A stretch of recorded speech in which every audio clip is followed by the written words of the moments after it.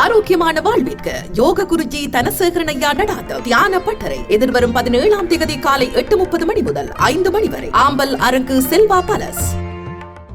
வணக்கம், இது தமிழ்வினின் மாலை நேர செய்திகள். முதலில் தலைப்புச் செய்திகள்.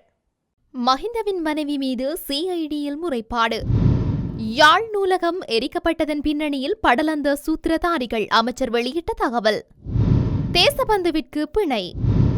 35 ஆண்டுகளுக்கு பிறகு திறக்கப்பட்ட யாழ் பலாலி வீதி, சர்ச்சையை கிளப்பும் சுமந்திரன். நிராகரிக்கப்பட்ட சில வேட்புமனுக்களை ஏற்றுக்கொள்ள மேன்முறையீட்டு நீதிமன்றம் உத்தரவு. சிஐடியிடம் உயிர்த்த ஞாயிறு தாக்குதல் விடயங்களை அம்பலப்படுத்திய பிள்ளையான்.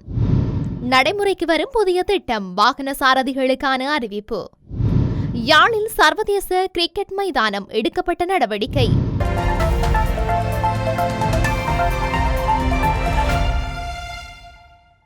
தொடர்பான விரிவான செய்திகள்.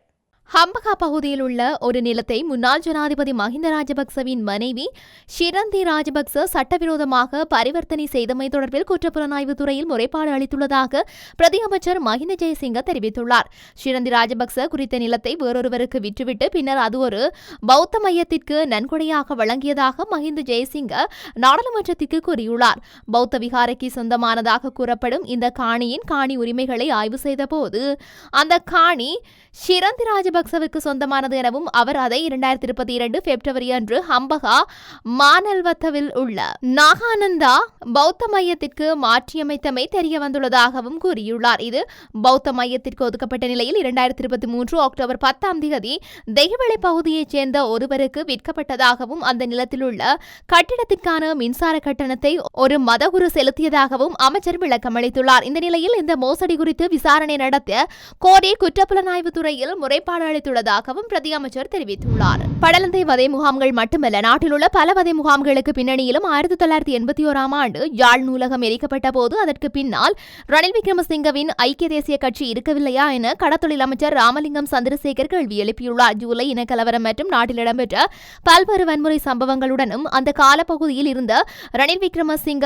ஜே.ஆர். ஜெயவர்தன, பிரேமதாச போன்றோர் இருக்கவில்லையா என குறிப்பிட்டுள்ளார். மேலும் வதை முகாம்களாக இவ்வாறு நிரம்பி காணப்படும் எமது பிரதேசத்திற்கு எப்போது நீதி கிடைக்கும் என மக்கள் ஏங்கிக் கொண்டுள்ளனர். விசேடமாக 1977ஆம் ஆண்டு காலப்பகுதியில் இருந்து 1994ஆம் ஆண்டு வரையான நாட்டை கொலைக்களமாக மாற்றியவர்கள் ஐக்கிய தேசிய கட்சியினரே எனவும் தெரிவித்துள்ளார். இது இவ்வாறு இருக்க ஐக்கிய தேசிய கட்சியினுடைய கொலைக்களமாக இருக்கின்ற படலந்தை வதை முகாமினுடைய பிரதான சூத்திரதாரிதான் ரணில் விக்ரமசிங்க என்றும் குறிப்பிட்டுள்ளார். முன்னாள் போலீஸ் மாதிபர் தேசபந்து தென்னக்கோனுக்கு நீதிமன்றம் பிணை வழங்கியுள்ளது.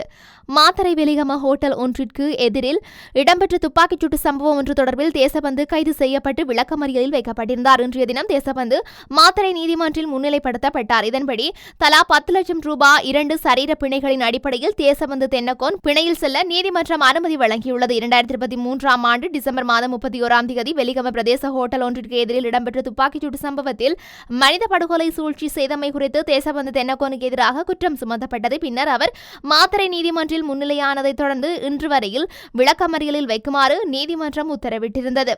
இந்த சம்பவம் தொடர்பில் தேசபந்து போகம்பர சிறையில் தடுத்து வைக்கப்பட்டிருந்த நிலையில் இன்று முற்பகல் மாத்தறை நீதிமன்றில் முன்னிலைப்படுத்தப்பட்டார் என்பதும் குறிப்பிடத்தக்கது.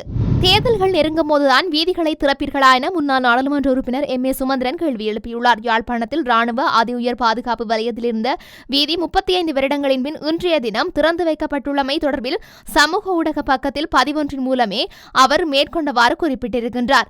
சட்டத்தின் ஆட்சியை ஏற்படுத்துவதாக வாக்குறுதியளித்தவர்கள் கட்டுப்பாடுகளை விதிக்க முடியுமா? இந்த பகுதி உயர் பாதுகாப்பு வலயமாக சட்டப்பூர்வமாக வர்த்தமானியில் அறிவிக்கப்பட்ட பகுதி இல்லை. மாலை 6 மணியிலிருந்து காலை 5 மணி வரை போக்குவரத்தை கட்டுப்படுத்துவதற்கு எந்த சட்டம் உங்களுக்கு அனுமதி வழங்கியது? ஏன் பாதசாரிகள் இந்த வீதியை பயன்படுத்துவதற்கு அனுமதி வழங்கவில்லை?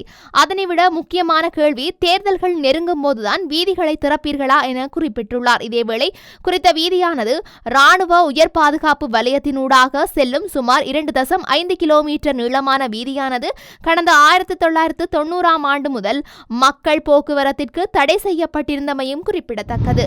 எதிர்வரும் உள்ளூராட்சி தேர்தல் தொடர்பில் நிராகரிக்கப்பட்ட சில வேட்புமனுக்களை ஏற்றுக்கொள்ளுமாறு மேன்முறையீட்டு நீதிமன்றம் இன்று உத்தரவிட்டுள்ளது. அதன் பிரகாரம் பிறப்பு சான்றிதழ், சமாதான நீதவான் உறுதிப்படுத்தல் மற்றும் அரசியலமைப்பின் 7வது உபசர சட்டத்தின் பிரகாரம் சத்திய பிரமாணத்தில் ஏற்பட்டுள்ள தவறுகள் என்பன காரணமாக நிராகரிக்கப்பட்ட வேட்புமனுக்களை மீண்டும் ஏற்றுக்கொள்ளுமாறு மேன்முறையீட்டு நீதிமன்றம் இன்று குறித்த தேர்தல் தெரிவத்தாட்சி அலுவலர்களுக்கு உத்தரவிட்டுள்ளது. அதன் பிரகாரம் நிராகரிக்கப்பட்ட சுமார் 35 வேட்புமனுக்கள் மீண்டும் ஏற்றுக்கொள்ளப்பட வேண்டும் என்று மேன்முறையீட்டு நீதிமன்றம் உத்தரவிட்டுள்ளது. குறித்த வேட்புமனுக்கள் நிராகரிக்கப்பட்டமை தொடர்பில் அரசியல் கட்சிகள் மற்றும் சுயாதீன குழுக்கள் என்பவற்றால் முன்வைக்கப்பட்ட மனுக்கள் மீதான விசாரணையின் பின்னர் மேன்முறையீட்டு நீதிமன்றத்தில் பதில் தலைமை நீதியரசர் மொஹமட் லாபர் தாஹிர் மற்றும் பிரியந்த பெர்னாண்டோ ஆகிய நீதியரசர்களை கொண்ட அமர்வு இந்த உத்தரவை பிறப்பித்துள்ளது. பொதுஜன எக்ஸத் பெரமுன, ஸ்ரீலங்கா முஸ்லிம் காங்கிரஸ், இலங்கை தொழிலாளர் காங்கிரஸ் உள்ளிட்ட அரசியல் கட்சிகள் மற்றும் சுயாதீன குழுக்கள் என்பவற்றினால்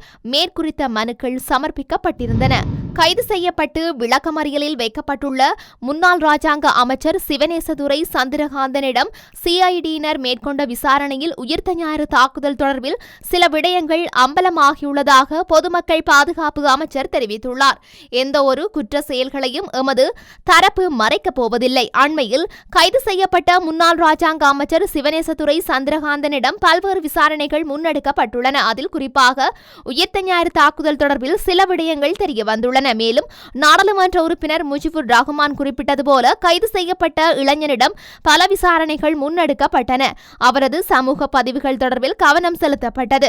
அவர் தொலைபேசி அழைப்புகளை மேற்கொண்ட நபர்கள் தொடர்பில் கவனம் செலுத்தப்பட்டது. அதில் குறிப்பாக சிலர் உயிர்த்த ஞாயிறு தாக்குதல் சம்பவத்துடன் தொடர்புடைய நபர்களாக இருந்துள்ளனர். இதன் அடிப்படையிலேயே அவரிடம் விசாரணை மேற்கொள்ளப்பட்டது என தெரிவித்துள்ளார். போக்குவரத்து விதிமீறல்களுக்காக போலீசாரினால் விதிக்கப்படும் தண்டப்பணத்தை சாரதிகள் இணையம் மூலமாக செலுத்துவதற்கான முன்னோடி செயல் திட்டம் ஒன்றை அறிமுகப்படுத்த இலங்கை போலீசார் நடவடிக்கை எடுத்துள்ளனர். அதன்படி அரசாங்கம் அறிமுகப்படுத்திய கோபே செயலி மூலம் தண்டப்பணத்தை செலுத்த முடியும்.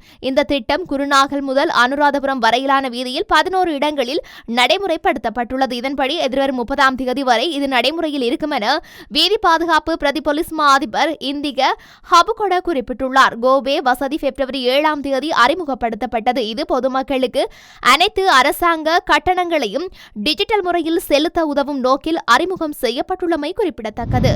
யாழில் சர்வதேச கிரிக்கெட் மைதானம் ஒன்றை அமைப்பதற்கான முக்கிய கலந்துரையாடல் ஒன்று இடம்பெற்றுள்ளது. இளைஞர் விவகாரங்கள் மற்றும் விளையாட்டுத்துறை அமைச்சர் சுனில் குமார கமகே, இலங்கை கிரிக்கெட் அணியின் தலைமை பயிற்றுவிப்பாளரும் இலங்கை கிரிக்கெட் அணியின் முன்னாள் தலைவருமான சனத் ஜெயசூரி மற்றும் யாழ் மாவட்ட நாடாளுமன்ற உறுப்பினர் கருண்நாதன் இளங்குமரன் ஆகியோர் இணைந்துள்ளனர். மண்டைதீவு பகுதியில் கிரிக்கெட் மைதானம் ஒன்றை அமைப்பதற்கு ஒதுக்கப்பட்ட காணி தொடர்பாகவும் அதனுடைய தற்போதைய நிலை தொடர்பாகவும் இதற்கான திட்ட முன்மொழிவு பொறிமுறை ஒன்றினை உருவாக்குவது தொடர்பாகவும் இதன்போது கலந்துரையாடப்பட்டுள்ளது. வடக்கு பிராந்தியத்தில் கிரிக்கெட் விளையாட்டை மேம்படுத்துவதை நோக்கமாக கொண்டு இந்த கிரிக்கெட் மைதானத்தை அமைப்பதற்கான ஆரம்ப திட்டங்கள் குறித்தும் இதன்போது விவாதிக்கப்பட்டுள்ளது. இந்த முயற்சியினால் வடக்கு மாகாணத்தில் உள்ள விளையாட்டு வீரர்களுக்கு அதிக வாய்ப்புகள் கிடைக்கப்பெறுவதோடு கிரிக்கெட் உட்கட்டமைப்பு மேம்படுத்தப்படும் என எதிர்பார்க்கப்படுகின்றது. இலங்கை கிரிக்கெட் அணியின் தலைமை பயிற்றுவிப்பாளரும் இலங்கை கிரிக்கெட் அணியின் முன்னாள் தலைவருமான சனத் ஜெயசூரிய அவர்கள் மைதானத்தின் கட்டுமானத்திற்காக நிதியுதவி வழங்குமாறு கடந்த வாரம் வருகை தந்த இந்திய பிரதமரிடம் கோரிக்கை விடுத்திருந்தமையும் குறிப்பிடத்தக்கது. இத்துடன் தமிழ்விண்ணின் மாலை நேர செய்திகள் நிறைவு பெற்றன. உடனுக்குடன் செய்திகளை அறிந்து கொள்ள தமிழ்வின் என்ற எமது யூடியூப் பக்கத்தினூடாக இணைந்திருங்கள். வணக்கம்.